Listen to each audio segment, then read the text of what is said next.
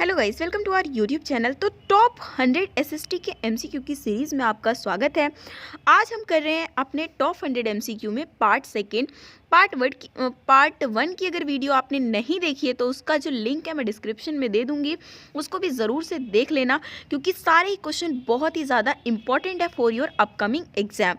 तो स्टार्ट कर लेते हैं अपने आज के क्वेश्चन से, जिसमें ये पूछा हुआ है आपको निम्नलिखित को सही क्रम में व्यवस्थित करें, क्योंकि आज के टाइम पे जो है आपका इसी टाइप के क्वेश्चंस आपके एग्जाम में पूछे जाएंगे। जैसे यहाँ पर दिया हुआ है रॉलेट एक्ट, बंगाल का विभाजन, अहमदाबाद आंदोलन और खेड़ा आंदोलन। इसको आपको सही क्रम में सेट करना है, मतलब आपको ये बताना है कि सबसे पहले क्या हुआ, उसके बाद क्या हुआ। तो इसके लिए आपको ये थोड़ा टाइमिंग का आइडिया तो होना ही चाहिए। जैसे हम बात करते हैं बंगाल का विभाजन, वो हुआ था 1905 में। अहमदाबाद और खेड़ा जो आंदोलन हुए थे, दोनों के दोनों हुए थे 1918 में। और रॉलेट एक्ट जो आया था वो आया था 1919 में।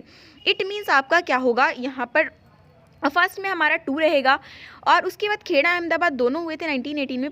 पहले हुआ था खेड़ा, फिर हुआ था अहमदाबाद। इस वजह से आपका जो है सी ऑप्शन यहाँ पर करेक्ट होगा। नेक्स्ट क्वेश्चन है, ऐसी जमा जिसे जमा करता जब चाहे तो बैंक से अपनी जमा राशि वापस ले सकता है। मतलब बैंक में हम पैसा जमा कर रहे हैं तो बहुत तरीके से उसमें डिपॉजिट होता है, लेकिन एक ऐसा डिपॉजिट जिसमें हम जब हम अपने पैसे को वापस ले सकते हैं, कोई मना ही नहीं है, तो उस जमा को कहते हैं क्या, मांग जमा। नेक्स्ट क्वेश्चन है, सरकार द्वारा व्यवसाय तथा उद्योग पर लगे निर्धारित प्रतिबंधों को हटाने को क्या कहते हैं। सरकार जो क्या है, बिजनेस पर, इंडस्ट्रीज़ को लगाने पर प्रतिबंध लगा के रखा करती थी पहले, और 1991 के बाद इन सारी चीज़ों को हटा दिया गया। तो मतलब अगर सरकार, किसी भी देश की सरकार अगर इस पर प्रतिबंध हटाती है तो उसको क्या टर्म देते हैं, तो उसको हम बोलते हैं उदारीकरण। ठीक है, आपको याद रखना है, इसको जो है उदारीकरण बोलते हैं, और इंग्लिश में इसे लिबरलाइजेशन बोलते हैं। ठीक है, इस बात को आप ध्यान रख सकते हैं। नेक्स्ट क्वेश्चन है, निम्नलिखित में से किस राज्य में कैगा परमाणु ऊर्जा संयंत्र स्थित है। आपको बताना है कि कौन सा ऐसा राज्य जहां पर कैगा परमाणु ऊर्जा संयंत्र है। और जितने भी परमाणु ऊर्जा संयंत्र है, वैसे मैंने आपको जब फर्स्ट हमने पार्ट 1 किया था तो उसमें मैंने आपको 4 से 5 परमाणु ऊर्जा के बारे में बताया था, जो कि आपके मैप के लिए बहुत इंपॉर्टेंट है। आपको डायरेक्ट इससे 4 से 5 मार्क्स का क्वेश्चन बन जाएगा। तो कैगा वाला जो परमाणु ऊर्जा संयंत्र है वो कहाँ पर है, कर्नाटक में। नेक्स्ट आगे बढ़ते हैं, निम्नलिखित में से कौन केंद्र सरकार की ओर से मुद्रा नोट जारी करता है। इनमें से मतलब हमारे देश के अंदर मुद्रा, मतलब कि जो भी करेंसी नोट जारी करने का काम किसका है, सेंट्रल गवर्नमेंट ने किसको दिया हुआ है, तो दिया हुआ है भारतीय रिजर्व बैंक, आरबीआई को, reserve bank of India. Next question है हमारा, निम्नलिखित में से किस संधि ने ग्रीस को एक स्वतंत्र राष्ट्र के रूप में मान्यता दी थी। मतलब एक ऐसी संधि जिसके बाद ग्रीस को एक इंडिपेंडेंट नेशन बना दिया गया था, तो वो कौन सी संधि थी। हालांकि आपने सारी संधियां पढ़ी हुई होगी अपने बुक में, सेवर्स की संधि, वर्साई की संधि, लुसाने की संधि, और उसके बाद कॉन्स्टेंटिनोपल की संधि। तो आपका यहाँ पर करेक्ट आंसर होगा ऑप्शन डी, इसी संधि के बाद ग्रीस को एक इंडिपेंडेंट नेशन बना दिया गया था। नेक्स्ट है, गांधी जी के द्वारा असहयोग आंदोलन को वापस लेने का क्या कारण था। गांधी जी ने असहयोग आंदोलन को वापस लिया था कब, जबकि चौरी चौरा की घटना हो गई थी, जिसमें एक पुलिस थाने में आग लगा दी गई थी। और गांधी जी का ये मानना था कि हम अपना जो भी आंदोलन करेंगे उसमें बिल्कुल अहिंसा को फॉलो करेंगे, मतलब इतना सा भी हिंसा नहीं होना चाहिए। और जब ये चौरी चौरा का कांड हुआ तो इसमें काफ़ी सारे पुलिस वाले मारे गए। तो गांधी जी को लगा कि अब जो है ये आंदोलन हिंसा का रूप ले रहा है और धीरे धीरे और भड़क सकता है, जिसकी वजह से उन्होंने ये जो है असहयोग आंदोलन को वापस ले लिया था। तो आंसर यहाँ पर आपका होगा क्या, चौरी चौरा की घटना, कोई और दूसरा रीजन नहीं था। नेक्स्ट क्वेश्चन है, विदेशी विनिर्माण फर्मों को आकर्षित करने के लिए एक देश को क्या विकसित करने की आवश्यकता होती है। अगर आप फॉरेन इन्वेस्टर को चाहते हो कि वो आपके यहाँ आकर बिजनेस करें, तो उसके लिए अपने देश में क्या विकसित करने की ज़रूरत होती है। तो सबसे पहली बात, कोई भी इंसान, कोई भी मतलब कंपनी अगर कहीं पे बिजनेस करेगा तो उसको कुछ जो है बेसिक चीज़ें चाहिए होती हैं, लाइक ट्रांसपोर्टेशन हो गया, रोड हो गई, इलेक्ट्रिसिटी हो गया, वाटर हो गया, जिसको हम क्या कहते हैं, इंफ्रास्ट्रक्चर की ज़रूरत होती है, और उसको हम क्या बोलते हैं, बुनियादी सुविधाओं का विकास करना होगा। नेक्स्ट क्वेश्चन है, निम्नलिखित में से कौन शासन में पारदर्शिता को बढ़ावा देने में मदद करता है। इनमें से मतलब कौन सा ऐसा अधिकार है जिसकी वजह से गवर्नेंस में एक पारदर्शिता बनी रहती है, ट्रांसपेरेंसी बनी रहती है, जिससे पब्लिक को पता होता है कि गवर्नमेंट कौन सा काम कर रही है, किस तरीके से कर रही है, कितना पैसा खर्च हो रहा है, सही से चल रहा है या नहीं चल रहा। तो ये ट्रांसपेरेंसी बनाने के लिए हमारे कॉन्स्टिट्यूशन में जोड़ा गया सूचना का अधिकार। इसको आपको काफ़ी इंपॉर्टेंट क्वेश्चन है। नेक्स्ट क्वेश्चन है, अवशिष्ट विषयों पर कानून बनाने की शक्ति किसके पास है। तो जब सारे सब्जेक्ट पर ये बात हो रहा था, जब संघ सूची, राज्य सूची, समवर्ती सूची बनाए गए थे, तो उसमें से कुछ ऐसे सब्जेक्ट थे जो कि उस टाइम पे ऐड नहीं हो पाए, और क्योंकि उस टाइम पे शायद उसकी ज़रूरत नहीं थी या उसको इंपॉर्टेंस नहीं मिला। लेकिन बाद में बहुत सारे ऐसे विषय हैं जो कि मतलब उन तीनों में से किसी लिस्ट में नहीं है, तो उसको क्या बोला गया, अवशिष्ट विषय। तो उस पर कानून बनाने की शक्ति किसको दिया गया है, केंद्र सरकार को दिया गया है। इस आपको ध्यान रखना है। नेक्स्ट क्वेश्चन है, निम्नलिखित में से कौन सा पहलू जर्मेनिया के छवि को सबसे अच्छा दर्शाता है। कौन सा जो पहलू है वो जर्मेनिया का बेसिकली जिस तरीके से भारत में भारत माता की एक छवि है जिससे मतलब पूरी कंट्री को डिनोट करते हैं, उसी तरीके से जर्मन के लिए जर्मेनिया है। और उन उसमें जो मतलब कि पूरा का पूरा उसकी जो छवि है वो किस चीज़ को दर्शाता है, वीरता और न्याय को। नेक्स्ट क्वेश्चन है हमारा, किसने कहा था कि पृथ्वी के पास सभी की ज़रूरतों को पूरा करने के लिए पर्याप्त संसाधन है, लेकिन एक व्यक्ति के लालच को पूरा करने के लिए पर्याप्त नहीं है।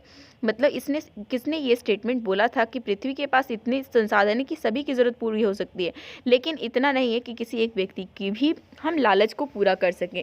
तो ये स्टेटमेंट बोला था महात्मा गांधी ने। काफ़ी इंपॉर्टेंट ये आपका क्वेश्चन है।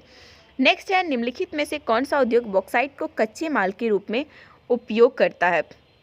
ये आपसे पूछा हुआ है, तो कौन सा उद्योग है जो कि बॉक्साइट को as a raw material use करता है, दैट इज़ एल्यूमिनियम। आपको इंपॉर्टेंट क्वेश्चन है, याद रखना है।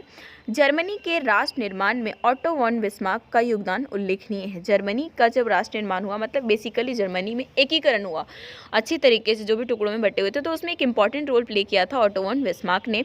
बेसिकली वो कौन थे, ये आपसे क्वेश्चन पूछा हुआ है, तो वो थे प्रशिया के प्रधानमंत्री।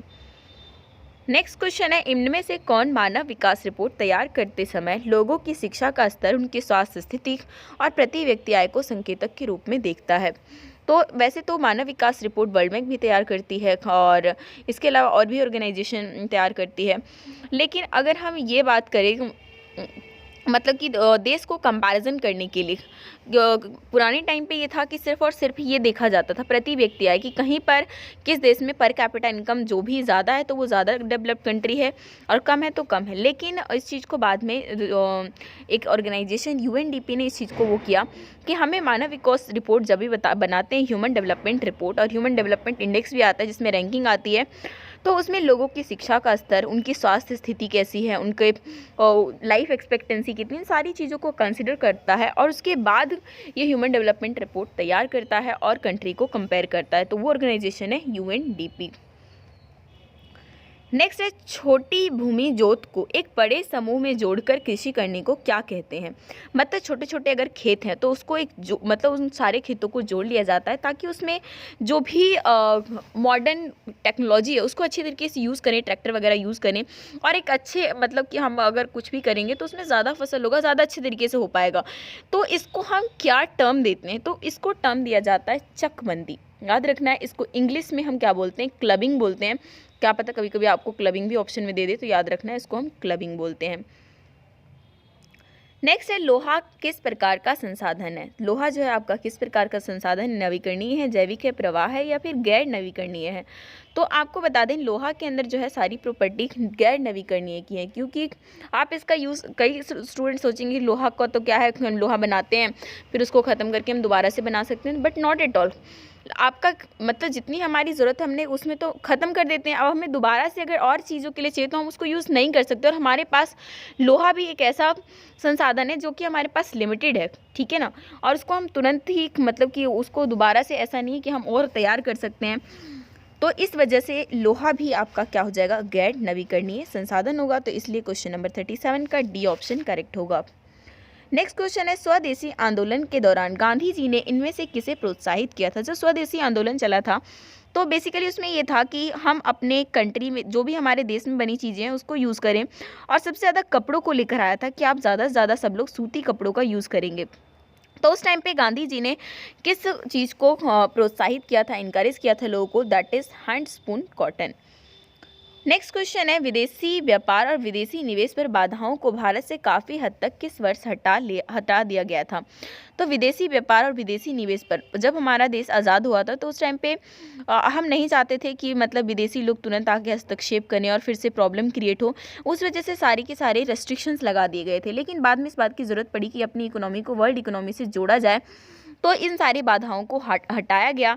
एलपीजी, लिबरलाइजेशन, प्राइवेटाइजेशन और ग्लोबलाइजेशन, जो हम उदारीकरण बोलते हैं, और उसके अलावा प्राइवेटाइजेशन को निजीकरण बोलते हैं, ग्लोबलाइजेशन को वैश्वीकरण बोलते हैं। तो इन तीनों चीज़ों को कब इंट्रोड्यूस किया गया? उस टाइम पे जो है मनमोहन सिंह जो थे वो उन्होंने वहाँ पे काम किया था, और ये हुआ था 1991 में। नेक्स्ट क्वेश्चन है आपका, रावत भाटा परमाणु ऊर्जा संयंत्र निम्नलिखित में से किस राज्य में स्थित है? आपको बताना है कि रावत भाटा परमाणु ऊर्जा संयंत्र जो है वो कहाँ पर स्थित है। तो वो आपका राजस्थान में स्थित है। काफ़ी इंपॉर्टेंट क्वेश्चन है आपके लिए। तो इस तरीके से जो है ले देखिए, अब हमारा 40 क्वेश्चन कवर हो चुका है, और टोटल जो है हम 100 क्वेश्चन यहाँ पर करने वाले हैं, जिसमें से आपको मोस्टली जो है ना आपको बोर्ड एग्जाम में देखने को मिलेगा इन्हीं में से।